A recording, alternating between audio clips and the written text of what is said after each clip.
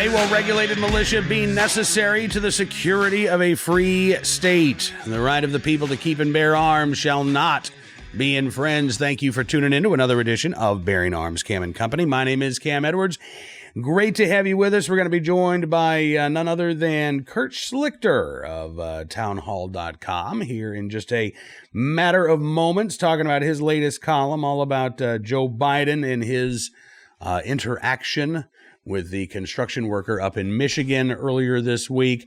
Just an update here for you on the coronavirus. We talk a little bit, Kurt Schlichter and I do, about what's going on with the market meltdown and the NBA suspending its season. I can tell you that here in Farmville, Virginia, Longwood University is closed for a week after a student there tested positive for the coronavirus. So it's not just the big cities. It is the small towns in the burgs across the United States that are starting to have to deal with this situation as well.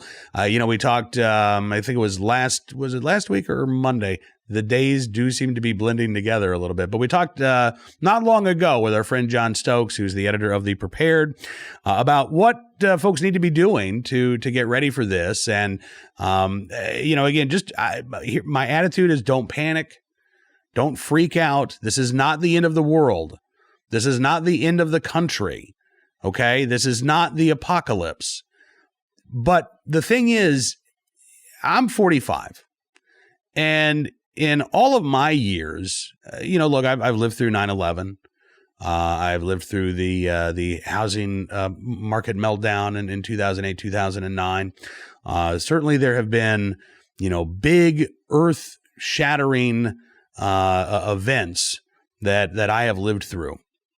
But compared to my parents, my dad was born in 1926. My mom was born in 1934. Unfortunately, neither one of them are with me anymore. But, they lived through the Great Depression. They lived through World War II. They lived through some truly earth-shattering events. And even that wasn't the apocalypse. Even that wasn't the end of the world. So we will get through this. It's just that I think for a lot of us, and as a society and as a culture, and frankly, as a planet, we've had a pretty good run of decades and decades and decades where there haven't been, these huge moments, I was going to say, but these huge events that can, last for weeks or months at a time.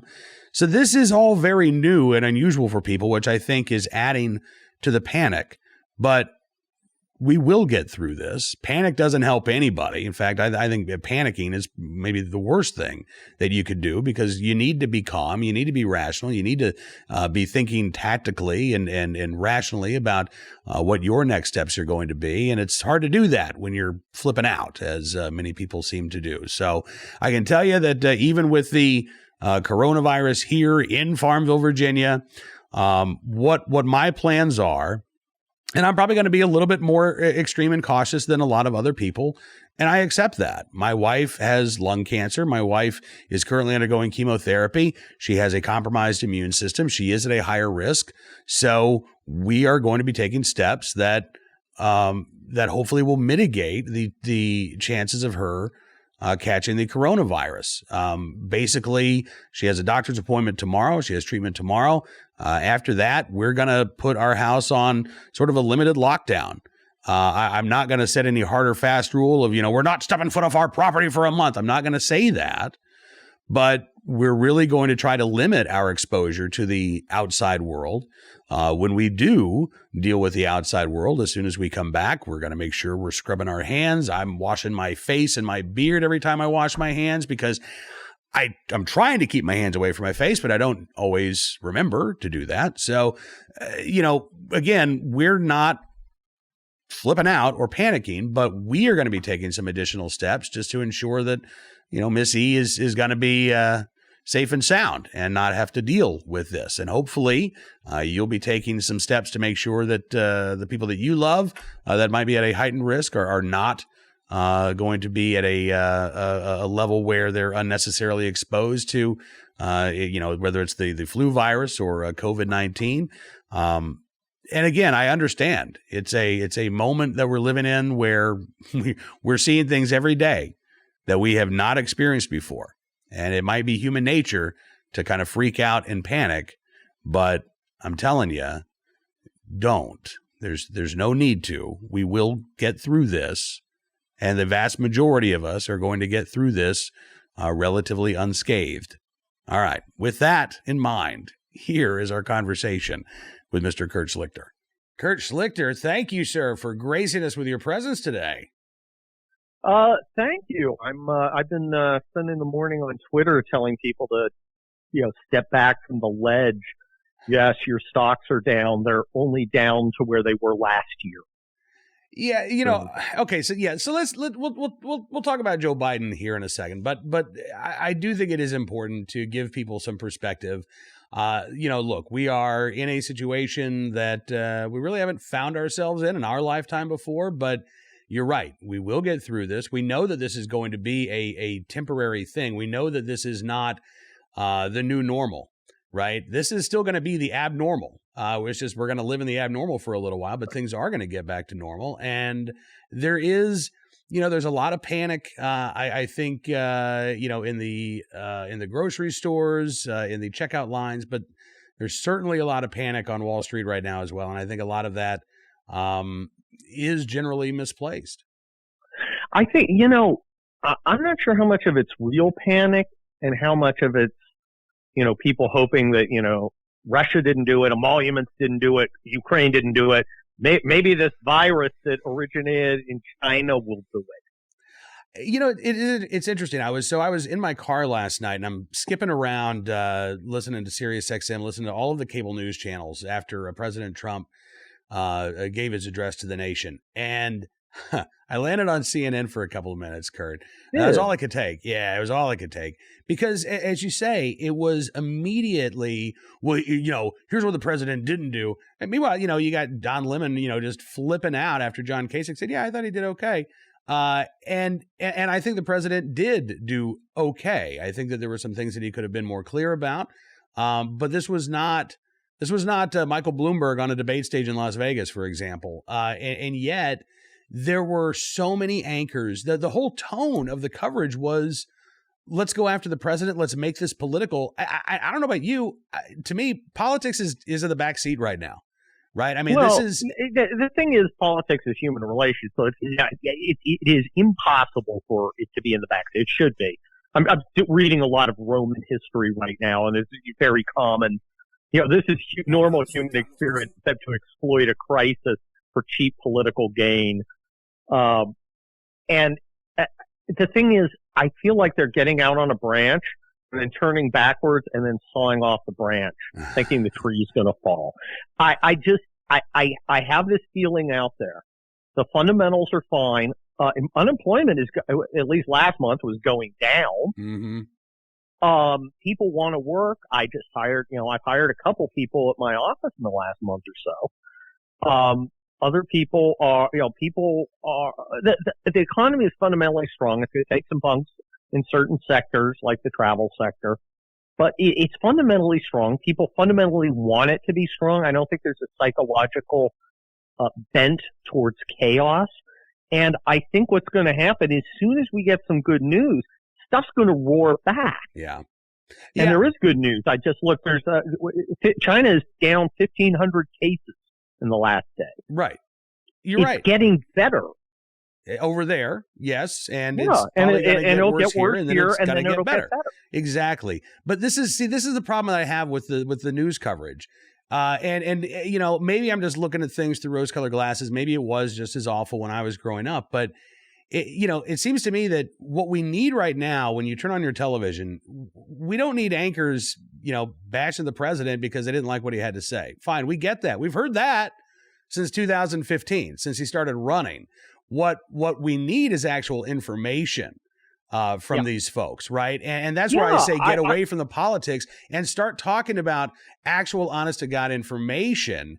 And that's not even a secondary concern for them right now. Maybe it's a fifth or sixth rank concern for them.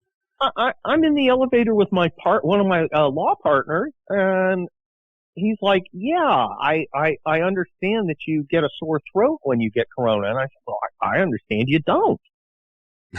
What I would like is somebody to go, okay, I get the look.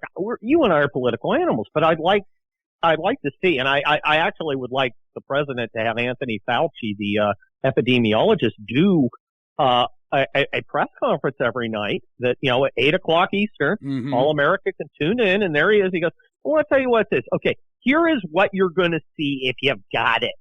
If you have a sore throat, you probably don't have corona. You probably have a regular flu, which is still out there and still killing people in greater numbers than corona. And people go, oh, okay, I get it. You got a dry cough, you got a headache. These are what you're looking for. People have been emailing me questions, so I'm going to answer some good questions. Hey, what do I do if I think I have it? Right. Well, you stay home for a while. If you have shortness of breath, you go to the ER. Just good, solid info. I'd love to see the administration do that with a guy like Fauci, who I don't even know what party the guy is. I can tell you. And here's something else. This is such a crisis that Gavin Newsom was a voice of reason. My governor. He gets out and they're like, isn't Trump terrible? He's like, well, I'm not going to trash Trump. That's not what I'm here to do. Everything I've asked the federal government to do, they've done. There's no daylight between us, and we're working together. Gosh, that was great. Yeah. I forgot. I'm cynical, but I forgot how starved I was to see something like. I'd love to see Schumer and Pelosi standing there with Trump going, we're all going to work together to get this done. We have some disagreements about how to do it, but, our economy's fundamentally strong. We're going to get through this. And I just think when we do get through it, because we will, I think people are going to, I don't think it's going to affect the election down the road. And I think that the doomsayers are kind of look foolish. We'll see where we are. Let's say a month or two from now. I suspect that this will have some impact on the election, but I think by the time that November rolls around, life is generally going to be back to normal for the vast majority of Americans and for folks around the globe. And again, you go back to those. What are the two biggest issues right now for the American electorate? Right, it's healthcare and it's the economy. And so, those are going to play a role. But again, you get back to, you talk about Schumer. I saw a poll that came out a couple of days ago that showed, I think it was for the first time since the 1990s, congressional Republicans had a higher approval rating than congressional Democrats. And it was, I think, by 5 or 6 points. Look, even if you are one of those political animals and everything you see, you view through a political lens, look at those poll numbers. Democrats are not doing themselves any favors by engaging in such sharp partisanship. And, you talk about Governor Gavin Newsom. Look, I'm with you, man. It was a very strange feeling to look at something that Gavin Newsom did and go, oh, good. That's unusual. But that is what we need to see more of, because they are setting an example. And, if you want people to not panic, if you want people to work together to get along, well, then, damn it, do that in Washington, D.C. Well, look, and frankly, I think that would be a powerful political strategy. Imagine this. Imagine Joe Biden comes out. You and I are not Joe Biden fans. I'm sure we're going to talk more about it. Imagine he comes out in a burst of coherence, says, I've been looking at what the president did, and he's getting a lot of criticism, but I know he's got a tough job. We had those things. I don't agree with everything he's doing, but he's got some really smart people in there. I agree with a lot of what he's doing. And I think right now we need to support the president. I'm still going to point out where I think he could do something better. But this is a time when we need to work together, and the president's going to have my support as the president. I get guys like Gavin Newsom saying he's a good job, and that's what we're going to do. I'm still running against him, but we're working together to solve this problem. Boy, that would be that's where he people would go, oh, okay, maybe if I elect him, I'm not going to have this partisan vendetta thing that we're worried about. That would be amazing to see. It won't happen. No, we're not going to see it. Instead, he's probably going to come out and, what is this shit? And, start ripping the president. So let's talk about your latest column. Bye, Cracky.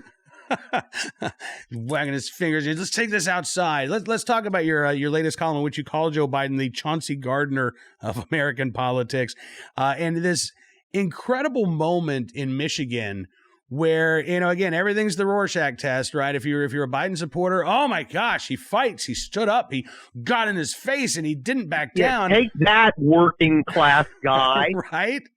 Yeah, I mean, look, these are the Democrats celebrating a senator of 36 years telling some guy who works with his hands to essentially shut up and obey. That's the new Democrat Party.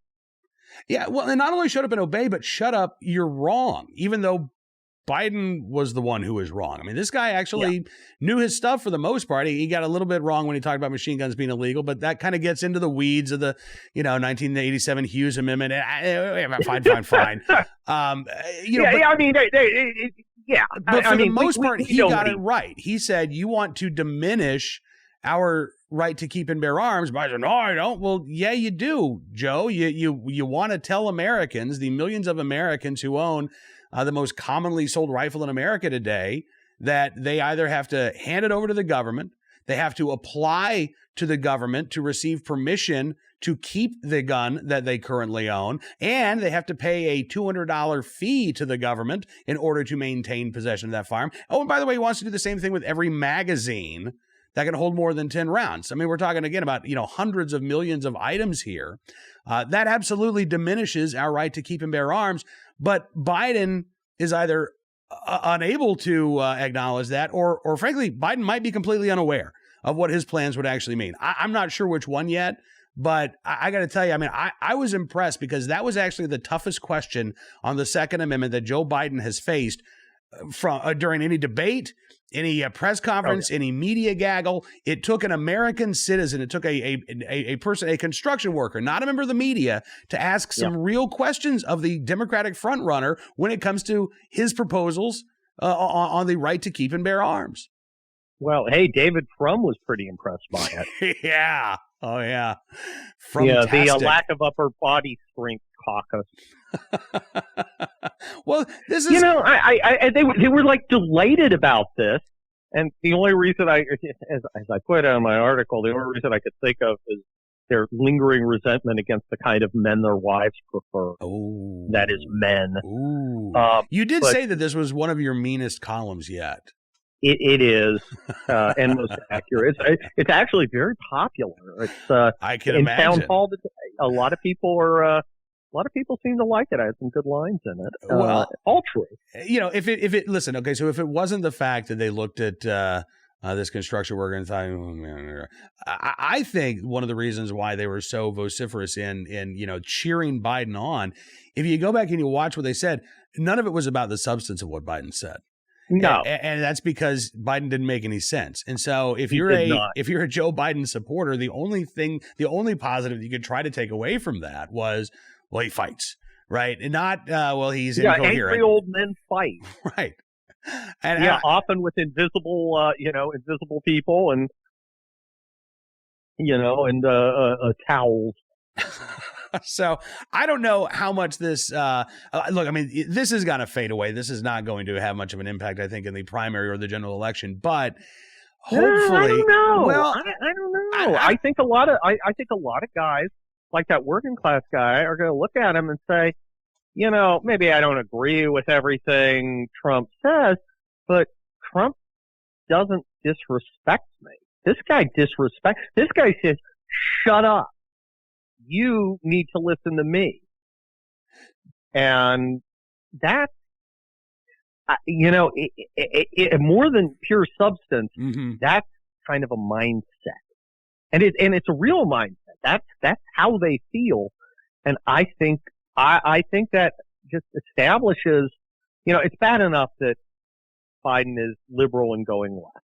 And it's bad enough he has bad policies at the outcomes. It's bad enough that he's mentally declining, which he manifestly is. But this demonstrates an attitude, which is shut up peasants. Me and my limo liberal friends from the faculty lounge in Manhattan are going to tell you what to do. And today it's guns. Tomorrow it's church. The next day it's, raising gender neutral children. So in terms of, it's interesting because I was thinking about this just in terms of this moment from a policy perspective, but you're right. From a from a personality perspective, from a temperament perspective, that I think may linger. You're right, because this is not the first time that Biden has gone off on somebody who's dared to challenge him, right? And rather than actually engage, it's look fat, or cut that. Well, he gets angry. He does. He's not. He spent so much time getting sucked up to. Here's the difference. Trump was working on construction sites, and if you I represent a lot of construction workers. They tend to tell you how it's going to be, even if you're the boss. Hey, I can't put a wall there. It's gonna fall. I don't care if you don't like it. I can't do it and have this building stand up. That's just the way it is. Figure it out, boss. I mean, Trump was in a profession that had objective reality. You either built a building that worked and that was right, or the guy taking possession of the building would say, I'm not signing the document. You don't have it right. It's either right or it's wrong. If it's not right, you've got to fund it until you make it right, and I take it. Joe Biden, on the other hand, was a senator with people sucking up to him. He never had any kind of objective criteria. He's never made a shoe, much less, put up a building. So it's a very different mindset working with very different people, and he's not used to people telling him no. Trump is, because there are yeses and nos in objective reality. Talking to our friend Kurt Schlichter, senior columnist at townhall.com. Also the host of, the Town Hall VIP podcast, Unredacted. You have another new podcast, Fighting Words, right? Yep, associated with the Hugh Hewitt Show. Excellent. All right. And, of course, folks can read not only your regular column at townhall.com, but if they become a VIP member, they get a special bonus column every week. A special bonus one. And they should get my books, like Collapse, hailed by Bill Kristol as appalling. Oh, well. They're definitely gun-friendly books. They are, and they're good reads. If you're stuck in the house for a couple of weeks, just go through the whole, it's more than a trilogy now, right? You've got 4? It's 4. I got 4 of them. So a quadruple. And I think this weekend I'm going to start writing the 5th. And, of course, I have a traditional book called The 21 Biggest Lies About Donald Trump and You, coming out from Regnery July 7th. And somehow in all of that, he still finds time to do his lawyer stuff and hang out with his hot wife, Arena. That's true. And here with Barky and Bitey, chilling with the puppies. Well, listen, buddy, I always appreciate getting a chance to talk with you. I thank you very much for joining us today. I hope we get a chance to do this again soon. Me too. And if you ever need a guest for any of your podcasts, let me know. You bet. All right, buddy. We'll talk to you soon. Kurt Schlichter joined us here on Bearing Arms, Cam and Company. So let's get to our, it's weird. We do every day, we do the recidivist report, we do the armed citizen story, we do our good deed of the day. I can't figure out which of these stories is my recidivist report and which of them is my armed citizen story, because both of them deal with repeat criminals who were thwarted by armed citizens. So I guess it's a mashup today. We'll start with a story out of Memphis, Tennessee. This is WREG in Memphis, Tennessee, Channel 3, where a man was arrested after exchanging gunfire with an employee at a Church's Chicken restaurant. Yeah, apparently this was the ex-boyfriend of one of the employees at the Church's Chicken restaurant, and he had gotten into an argument with his ex-girlfriend and said, I'm coming up there. So she called the store, according to Channel 3 in Memphis, told him that he was coming back to shoot up the place, and then came back to the store, and she locked all of the employees inside. That's when Ladarius Stokes showed up, fired numerous shots through the drive-through window at one particular employee who police say fired back. And then that individual, it's unclear whether or not it was the ex-girlfriend, but it kind of sounds like it. That individual then went out and started firing back in the parking lot. According to WREG, there were at least 10 people inside the restaurant at the time, along with 8 cars in the drive-thru. One customer said even before the shots were fired, there were problems inside the restaurant. Said some employees were accusing each other of stealing money from the cash register. People were walking to the door with their orders messed up. and then it escalated. It sounds like a lot further than that. Police have not said who fired shots first or what the shooting was about, but Ladarius Stokes charged with aggravated assault, reckless endangerment, vandalism, as well as being a convicted felon in possession of a firearm. At last report, no word of any charges for the church's chicken employee there in question. Now, our second kind of armed citizen story, kind of recidivist report, comes from Alabama, Macomb, Alabama. I'm sorry, this is not Macomb, Alabama. This is Michigan. Macomb County, Michigan, Clinton Township, Michigan, where 28-year-old Alan Moore pleaded no contest this week to a number of charges relating to 3 armed robberies. He will be spending 17 years in prison as a result of this plea. So I can't take too many issues with, a slap on the wrist here. 17 years, it's pretty good, even though it was at the bottom of the sentencing guidelines. That was 15 years, and then he got a mandatory 2 years for 5 counts of possession of a firearm during the commission of a felony.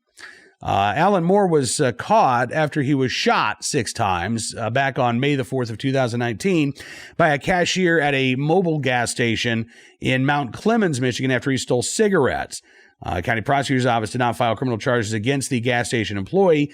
That's because it wasn't just that Alan Moore stole cigarettes and then the convenience store clerk shot him.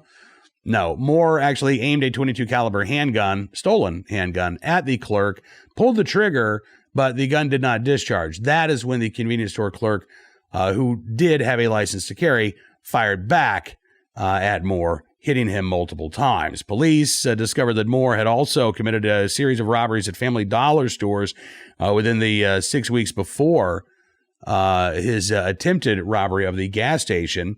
And as Macomb Daily reports, Moore also had prior offenses. He was sentenced by a judge back on March 27th of 2019 to time served on 2 counts of first-degree retail fraud. He also faces probation violations in those cases due to the robbery charges. But he will be in prison now for, sentenced to 17 years, so he's not going to do 17 years. But it's probably a safe bet that he's going to do close to a decade behind bars before he is released for his crimes. Finally today, our good deed of the day. No mashup or crossover here. Just a life-saving effort by a Hackensack, New Jersey police officer who saved a child who was having a seizure on Tuesday. Officer Mark Carrillo got to a home just seconds after a 911 call reported a 1-year-old was turning blue with her eyes rolling into the back of her head. Girl's body was limp and unresponsive, according to Hackensack Police Captain Darren DeWitt. And Officer Carrillo tried to revive her, but was unable to do so. There was an ambulance on the way, but Officer Carrillo did not want to wait those extra moments. So he put the child in the back of his patrol car, raced to the local hospital. Child was treated and was actually released from the hospital, now recovering. According to Captain DeWitt, quote, police understand that there is nothing more precious than life. And Officer Carrillo showed compassion and concern for that family. So in the right place at the right time, willing and able to do the right thing. Officer Mark Carrillo with the Hackensack, New Jersey Police Department, we thank you, sir, for your very, very good deed.